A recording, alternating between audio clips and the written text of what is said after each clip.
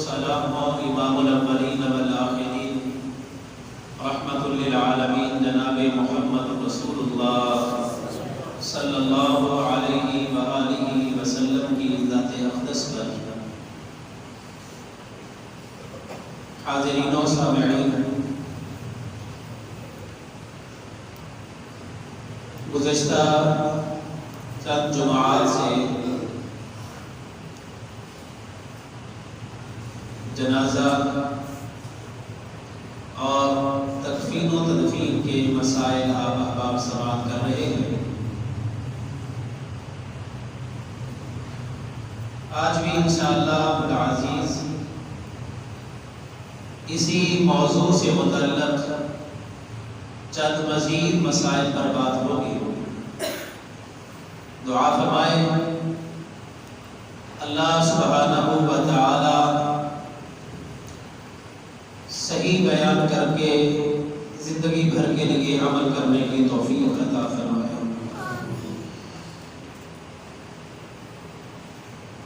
سامعین کرام،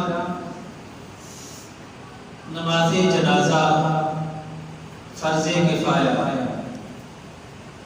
فرض کفایہ کا مطلب یہ ہوتا ہے کہ اگر چند افراد بھی نماز جنازہ ادا کر لیں، کسی بستی میں کوئی فوت ہوا ہے، چند افراد اگر نماز جنازہ ادا کر لیں تو وہ ساری بستی کی طرف سے فرض ادا ہو جاتا ہے۔ لیکن اگر کسی مسلمان کی نماز جنازہ ادا نہ کی جائے تو وہاں پر موجود سارے لوگ گناہگار ہیں۔ یہ فرض کفایہ ہے۔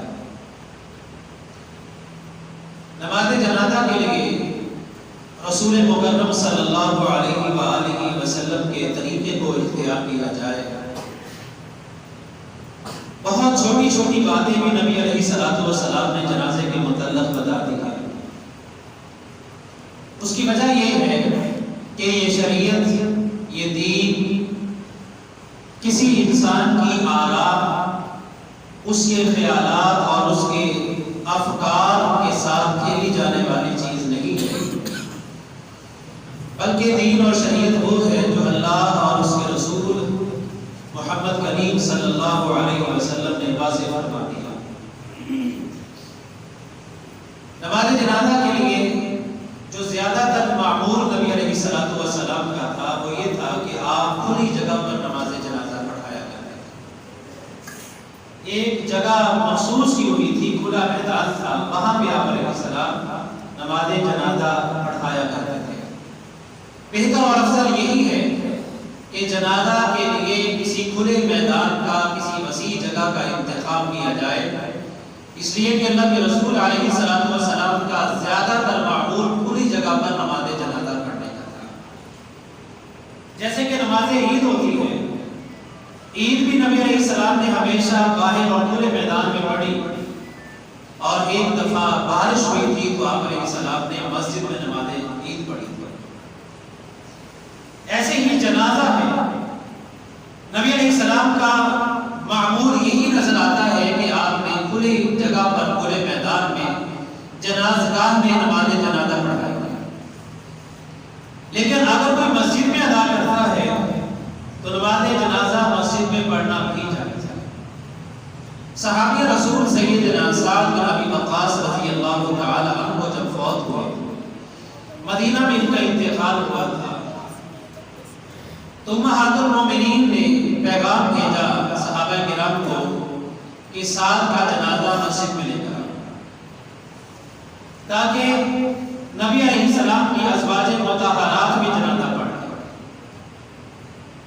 نماز جنازہ مسجد میں ادا کی گئی۔ سیدنا سعد بن ابی وقاص، جن کا تعلق عشرہ مبشرہ میں سے ان 10 صحابہ کرام سے ہے جنہیں دنیا میں جنت کی بشارتیں دی گئی اور جنہیں عشرہ مبشرہ کے نام سے یاد کیا جاتا ہے، تو جناب سعد رضی اللہ تعالیٰ عنہ کی نماز جنازہ مسجد نبوی میں ادا کی۔ تو بعد میں بعض لوگوں نے اس پر اعتراض کیا کہ مسجد میں نماز جنازہ پڑھائی گئی ہے، کیا یہ درست ہے یا نہیں ہے؟ تو ام المومنین سیدہ عائشہ رضی اللہ تعالیٰ عنہ نے فرمایا، لوگ کتنی جلدی بات بھول جاتے ہیں، الصلوۃ والسلام نے سہیل بن بیضاء کی نماز جنازہ بھی مسجد میں پڑھائی تھی اور ان کے بھائی کی نماز جنازہ بھی مسجد نبوی میں ہی پڑھائی تھی۔ اس لیے اگر مسجد میں نماز جنازہ ادا کی جاتی ہے جائز ہے، لیکن افضل اور بہتر یہی ہے کہ کھلے میدان میں پڑھی جائے، کیونکہ آپ علیہ الصلوۃ والسلام کا زیادہ تر معمول یہی تھا۔ اب نماز جنازہ کے لیے وہی طریقہ اختیار کیا جائے جو رسول کریم علیہ الصلوۃ والسلام کا تھا۔ نماز جنازہ میں ویسے ہی صف بندی کی جاتی ہے جیسے نماز کے لیے کی جاتی ہے، جیسے نماز فرض کے لیے، تراویح کے لیے، ایسی نمازوں کے لیے جیسے صف بندی ضروری ہے، نماز جنازہ بھی ویسے ہی پڑھی جائے۔ اور جب تک صف مکمل نہیں ہوتی، مکمل کا مطلب کیا ہے کہ جب تک ویسے صف بندی نہیں ہوتی جیسے ہم فرض نماز کے لیے صف بندی کرتے ہیں، تب تک نماز نہیں ہوتی۔ اور ایک یہاں پہ بہت چھوٹا سا مسئلہ ہے جو ہمارے ہاں بہت بڑا بنا لیا جاتا ہے، جوتے سمیت نماز پڑھنا۔ بعض لوگ نا اسے بہت غلط سمجھتے ہوئے گناہ سمجھتے ہیں کہ بھئی یہ کام جائز نہیں ہے کہ جی جوتے سمیت نماز پڑھی جائے۔ اگر جوتا پاک ہے اور آدمی کو یقین ہے کہ جوتا اس کا پاک ہے، اور اس کے لیے ایک نبی علیہ الصلوۃ والسلام نے حال یہ بھی بتایا ہے کہ اگر کسی ایسی جگہ سے گزر ہوا جہاں پر نجاست ہو سکتی ہے یا موجود ہے، اس سے آگے ایسی جگہ بھی آئے گی جو پاک ہے، مٹی جو ہے نا یہ پاک کرنے والی چیز ہے، تو جوتا وہاں پر رگڑ کھائے گا تو اس رگڑ کی وجہ سے، مٹی ساتھ لگنے کی وجہ سے وہ جوتا پاک ہو جائے گا۔ سیدہ ام عطیہ رضی اللہ تعالی عنہا نے کہا تھا اللہ کے رسول، میں اپنا کپڑے کا دامن لمبا چھوڑتی ہوں اور کسی ایسی جگہ سے بھی گزر ہوتا ہے جہاں پر نجاست ہوتی ہے، آپ نے فرمایا کہ جب تم ایسی جگہ سے گزرو گی جو پاک ہے، وہاں پر رگڑ کھانے کے ساتھ وہ کپڑا پاک ہو جائے گا۔ ایسے ہی جوتا ہے۔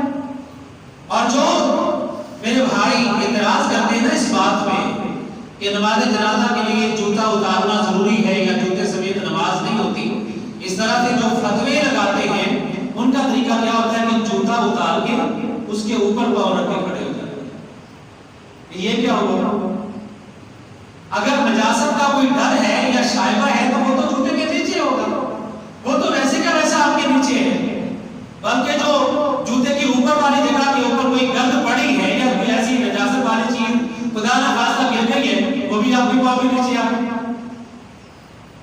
تو یہ محض تکلفات ہیں اور یہ جہالت کی وجہ سے ہوتا ہے۔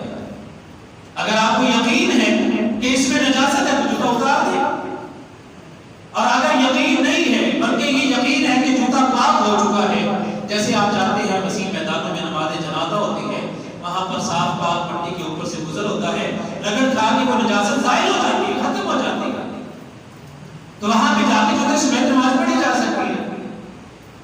ہم ان چیزوں کو غلط اس لیے سمجھتے ہیں کہ ہمیں ان باتوں کا احساس اور شعور نہیں ہوتا۔ یہ مسائل نہ ہم نے پڑھے ہوتے ہیں نہ سنے ہوتے ہیں، نہ ہمارے ہاں اس چیز کی عادت ہوتی ہے۔ اور اگر کسی نے جوتا اتارنا ہو تو اپنے دائیں بائیں آگے پیچھے نہ رکھیں، بلکہ دونوں پیروں کے درمیان میں اپنے جوتے کو رکھیں، تاکہ وہ نہ کسی کے دائیں ہو نہ کسی کے بائیں ہو۔ اپنے دونوں پیروں کے درمیان میں جوتا اتار کے رکھیں، اوپر کھڑا نہ ہو۔ اگر اوپر ہی کھڑا ہونا تو پہنے رکھیں۔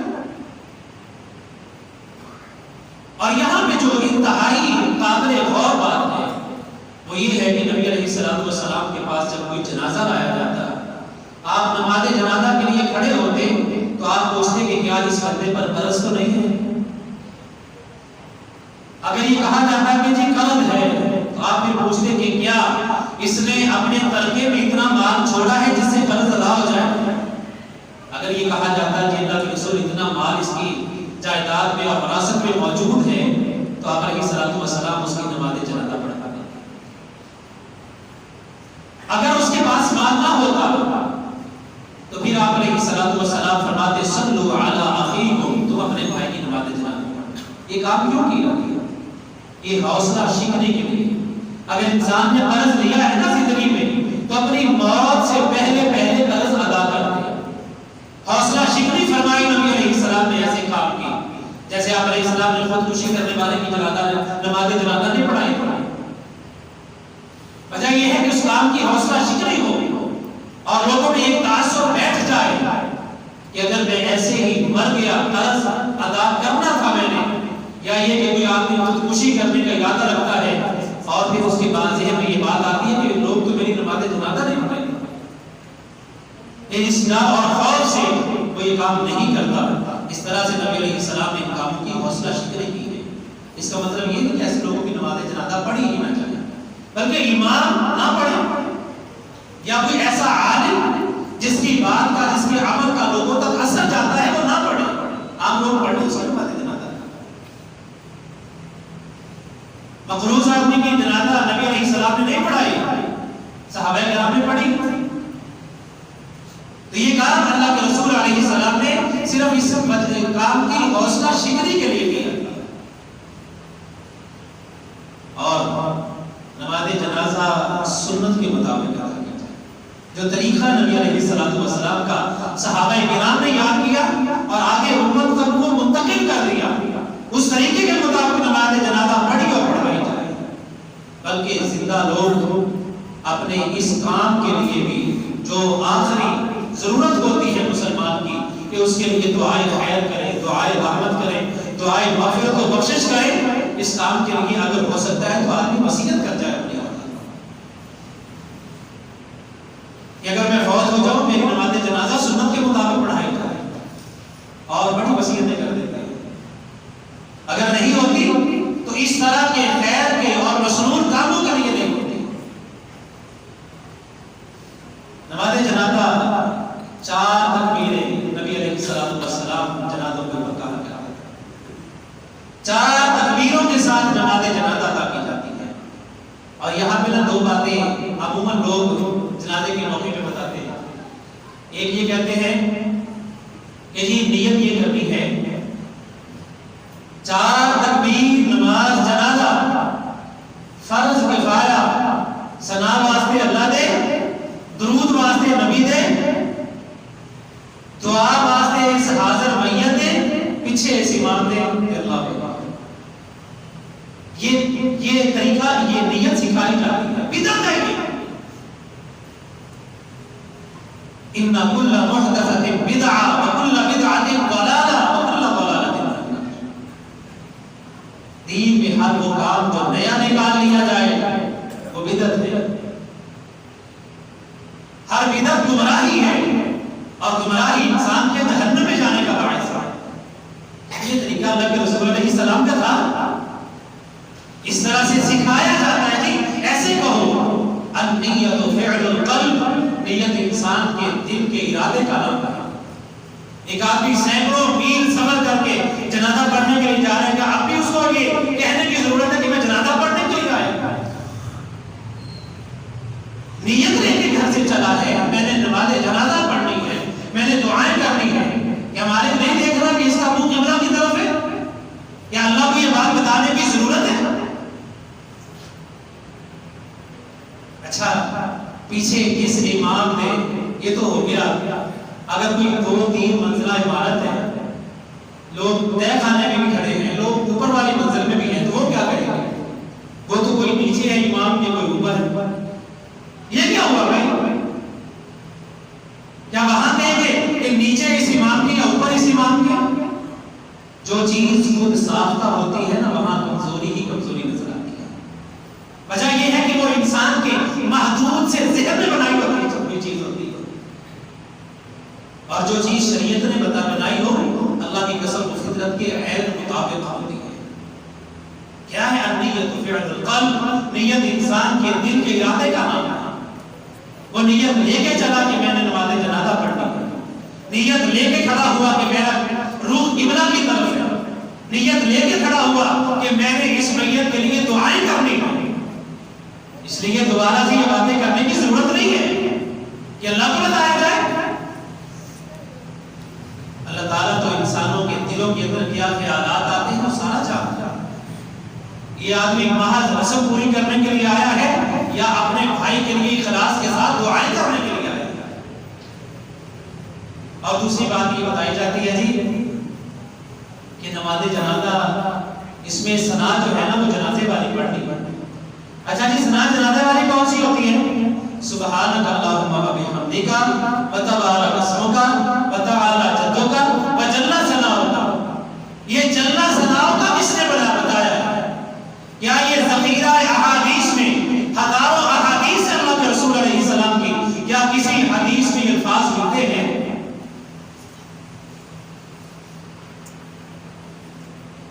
یہ سکھائی جاتی ہے بچوں کے ذہن میں، یہ بدعت اور یہ نماز کی دعاؤں میں اضافہ بھرا جاتا ہے. نورانی قیدوں کے اوپر جنازے کی دعائیں لکھی ہوتی ہیں، وہاں لکھا ہوتا ہے جنازے کی دعا میں جل ثنا ہوگا. کوئی حدیث ایسی نہیں ہے کہ جہاں پر یہ الفاظ ملتے ہو جل ثنا کا پڑھا جائے. اور پھر یہ بھی کہتے ہیں کہ درود جو ہے نا وہ جنازے والا پڑھنا ہے. جنازے والا بھی الگ سے درود ہے. درود کی وہی سیغے جو حدیث میں آتے ہیں، کسی جگہ پر مختصر ہے، کسی جگہ پہ تفصیلی درود ہے. اور جو سب سے زیادہ اور جامع ترین درود پڑھا جاتا ہے وہ ہے درود ابراہیم جو نماز میں پڑھتے ہیں. وہ کہتے ہیں جس کو یہ درود جنازے والا نہ آتا ہو وہ درود ابراہیم بھی پڑھ لے. اچھا یہ تقسیم کس نے کی؟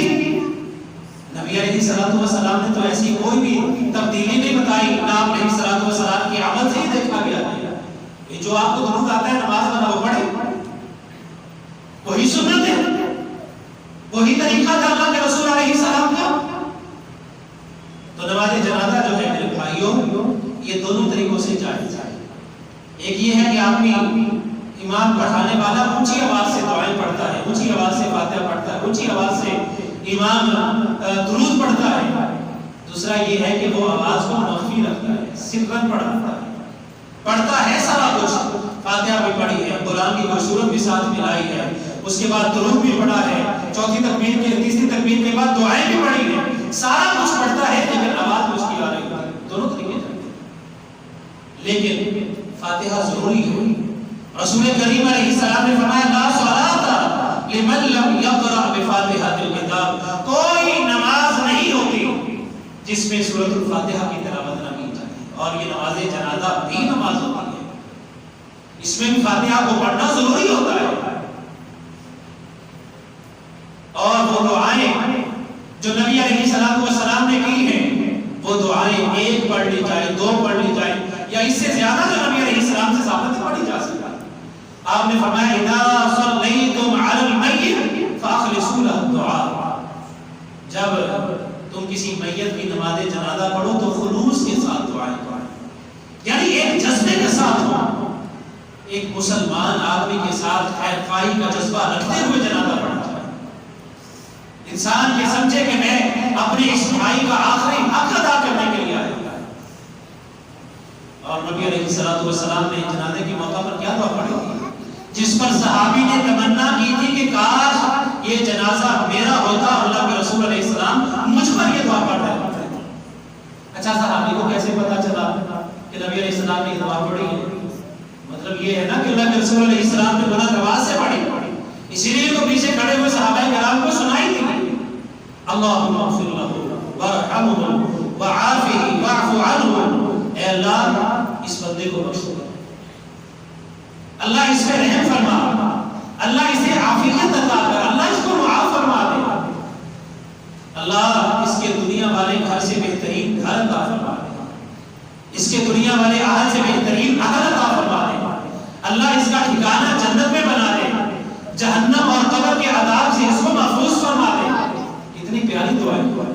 اللہم اغفر لحینا ومیتنا وشاہدنا وغائبنا وصغیرنا وکبیرنا وذکرنا وانثانا.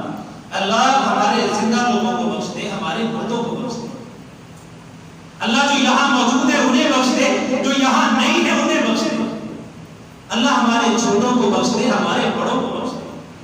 اللہ ہمارے مردوں کو بخش دے، ہماری عورتوں کو بخش دے. یہ دعائیں کیا کریں، یاد کریں. یہ دعائیں بچوں کو یاد کروائیں. اور جب کسی مسلمان کی نماز جنازہ میں شرکت کرے تو یہ دعائیں پڑھا بھی کرے اور اپنے امام سے بھی گزارش کیا کرے کہ وہ کم از کم اگر وہ سری آواز سے جنازہ پڑھا رہا ہے، اونچی آواز سے نہیں پڑھاتا، تو کم از کم اتنا وقت دے دے کہ پیچھے آنے والے جن کو دعائیں یاد ہیں وہ دعائیں تو پڑھ سکیں، وہ جس مقصد کے لیے آئے ہیں وہ تو پورا ہو سکے۔ اور یہ بڑے افسوس کی بات ہے کہ ہم نے اتنے اہم مسائل میں شریعت سے رہنمائی لینا چھوڑ دی، اپنی عقل کے اوپر، اپنے فہم کے اوپر اور اپنے مزاج کے مطابق ہم نے مسائل کو ڈھال لیا۔ شریعت نے تو نا چھوٹی چھوٹی باتیں بتائی ہیں، چھوٹی چھوٹی باتیں، یہاں تک کہ اگر عورت کی نماز جنازہ ہے تو مرد کہاں کھڑا ہوگا، اگر مرد کی نماز جنازہ ہے تو امام کہاں کھڑا ہوگا، یہ بھی بتا دیا۔ جناب انس بن مالک رضی اللہ تعالی عنہ نے نماز جنازہ پڑھائی، عورت کی نماز جنازہ پڑھائی تو میت کے بالکل درمیان میں کھڑے ہوئے، بالکل بس درمیان میں، امام درمیان میں کھڑا ہوا، اور پھر مرد کی نماز جنازہ پڑھائی تو اس کے سینے کی جانب سر کے پاس کھڑے ہو کر اس کے برابر میں نماز جنازہ پڑھائی۔ اور بعد میں بتایا جب لوگوں نے پوچھا کہ ابو حمزہ، جناب رسی کو نیت تھی ابو حمزہ، ابو حمزہ یہ طریقہ آپ نے نبی علیہ السلام سے سیکھا ہے؟ انہوں نے کہا کہ اللہ کے رسول علیہ السلام کی یہی سنت ہے۔ جو شریعت ہمیں یہ چھوٹی چھوٹی باتیں بتاتی ہے کہ نماز جنازہ مرد کی ہے تو امام کہاں کھڑا ہوگا، عورت کی جنازہ ہے تو امام کہاں کھڑا ہوگا، تو کیا وہ بڑی بڑی باتیں نہیں بتا سکتی تھی شریعت؟ جنازہ میں دعا پڑھنے کی توفیق نہیں ہوتی، نہ یہ وقت دیا جاتا ہے کہ پچھلا بندہ جس کو دعائیں آتی ہیں وہ کوئی اس کے لیے دعا کر لے، اتنا موقع دیا جاتا ہے۔ اور پھر جب جنازہ ہوتا ہے تو کہتے ہیں جی صفے توڑ دے اب اس کے لیے دعا کر دیا، بھئی جنازہ کس لیے پڑھا تھا؟ نبی علیہ السلام نے دعا کی ہے تو جنازہ کے نماز کے اندر کی ہے، اور کہتے ہیں جی صفے توڑ دے اس کے لیے دعا کرنی ہے۔ ایمان سے بتائیے صفے اگر قائم ہو تو پھر دعا قبول نہیں ہوتی؟ صفے توڑنے کی والی بات کہاں سے آ گئی؟ مطلب تو پھر یہی ہوتا ہے نا کہ صفے توڑ دو بھی دعا کرنی ہے، کیونکہ صفوں کے ساتھ دعا نہیں ہوتی۔ یہ اپنے ذہن کی اختراع ہے، اپنے ذہن کے ساتھ بنائے گئے مسائل ہیں۔ نبی علیہ السلام نے دو موقعوں پر دعا فرمائی ہے، ایک نماز جنازہ کے اندر دعا کی اور دوسرا تدفین کے بعد قبر کے اوپر کھڑے ہو کر اس کے لیے ثابت قدم رہنے کی دعا کی۔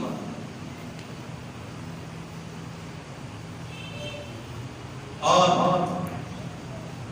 یہ ہمارا طریقہ بنا دیا گیا، ہم نے بنا لیا کہ جی نماز جنازہ کے بعد دعا، اور اچھا جو آدمی دعا نہیں نہ کرتا، بعد میں لوگ اگر دعا کرنے کھڑے ہو جائے نا دعا کرنے کے لیے نماز جنازہ سے سلام پھیرنے کے بعد، تو جو دعا نہیں کرنا چلا جاتا ہے وہ تو سنت پر عمل کر رہا ہے، کیونکہ نبی علیہ السلام کا ایسا کوئی طریقہ نہیں تھا کہ آپ نے جنازے کے بعد دعا کی ہے اور لوگ اسے بڑا معلوم سمجھتے ہیں، بڑی عجیب نظروں سے دیکھتے، پتہ نہیں کتنی بڑی گستاخی کرتی جا رہی ہے۔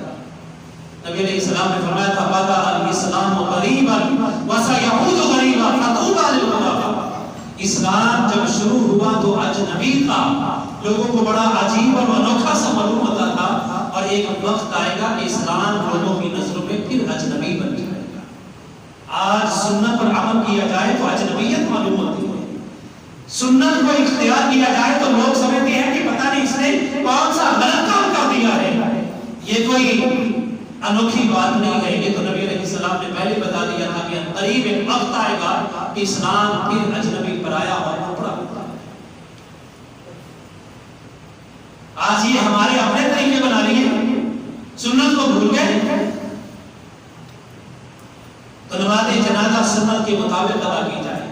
اور یہاں پہ ایک اور اہم بات ہے کہ جب ایک تکبیر کہی جاتی ہے اور اس کے بعد جب دوسری کہتے ہیں اللہ اکبر کہتے ہوئے اپنے ہاتھوں کو اٹھانا سنت ہے۔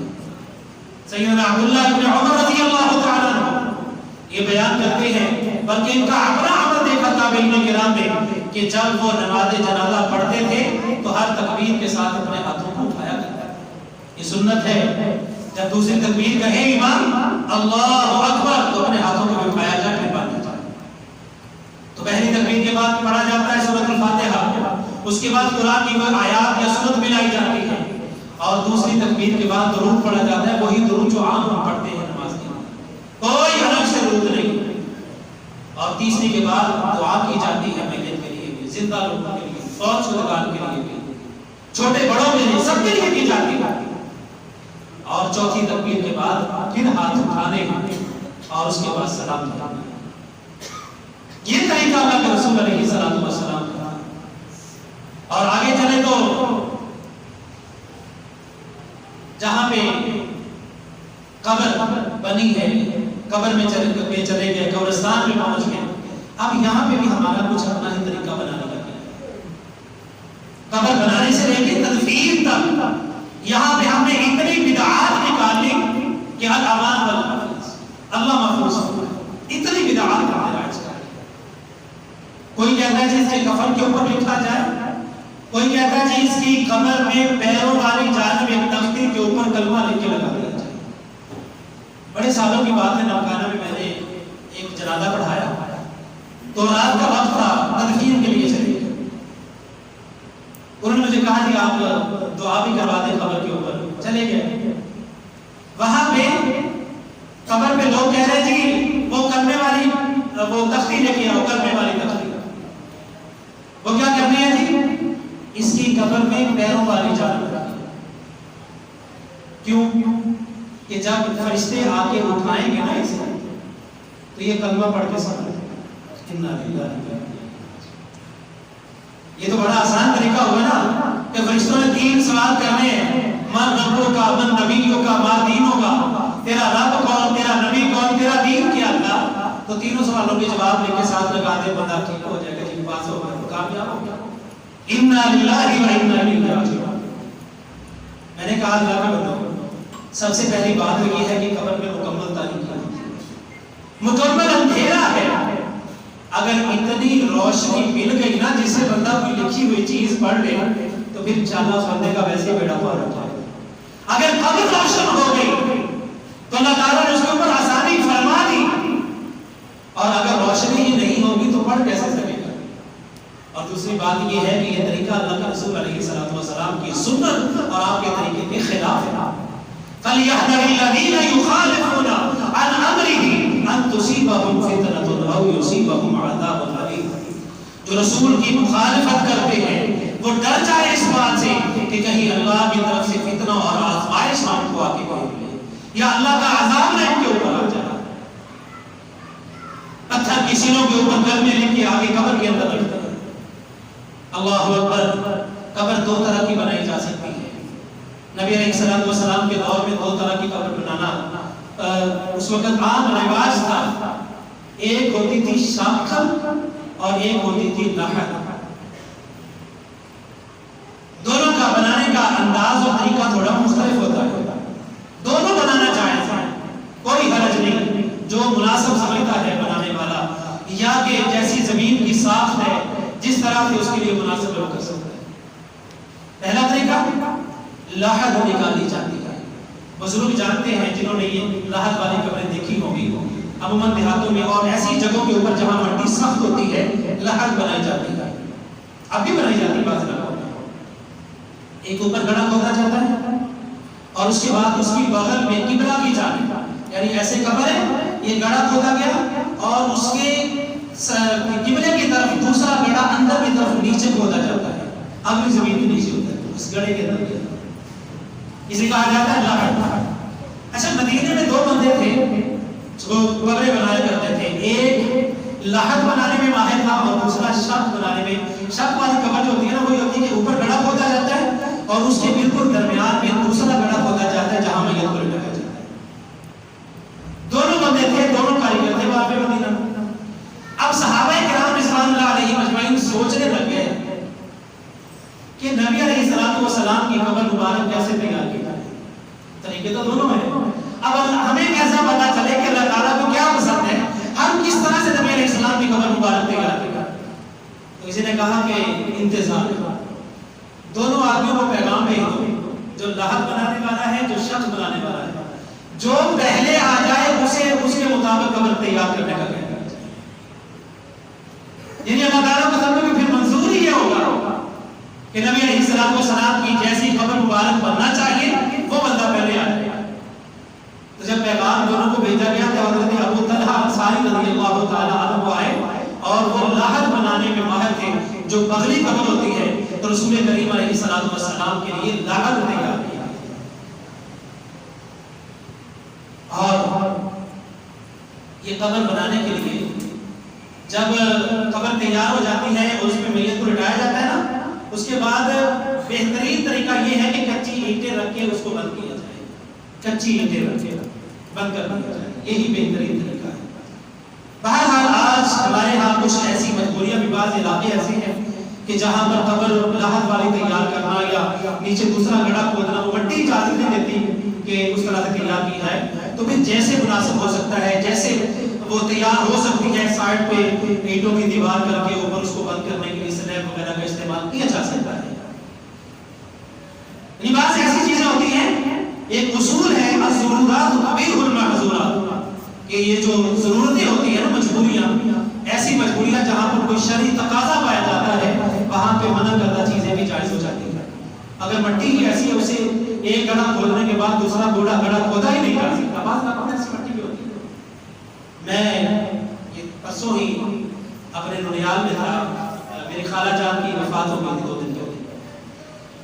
تو وہاں جو علاقہ ہے وہ زمین بہت زیادہ قبرستان والی جو ہے شور زدہ ہے، اتنی نرم مٹی اور ریت ملی ہوئی. اب وہاں پہ ایک گڑھا دوسرا کھودنا محال ہوتا ہے، مٹی اجازت نہیں دیتی کہ ایسا کوئی گڑھا کھودا جائے. تو پھر وہاں پہ کیا ہوتا ہے کہ وہ اطراف پہ دیواریں بنا کے اوپر ڈاٹ بنا دیا جاتا ہے، اینٹوں کا ہی یا سلیب ڈال دی جاتی ہے الگ سے، اور اس کو تیار کیا جاتا ہے. ایسی مجبوریوں میں یہ ہو سکتا ہے. وگرنہ جو طریقہ شریعت نے ہمیں دیا ہے، سب سے پہلے اس کو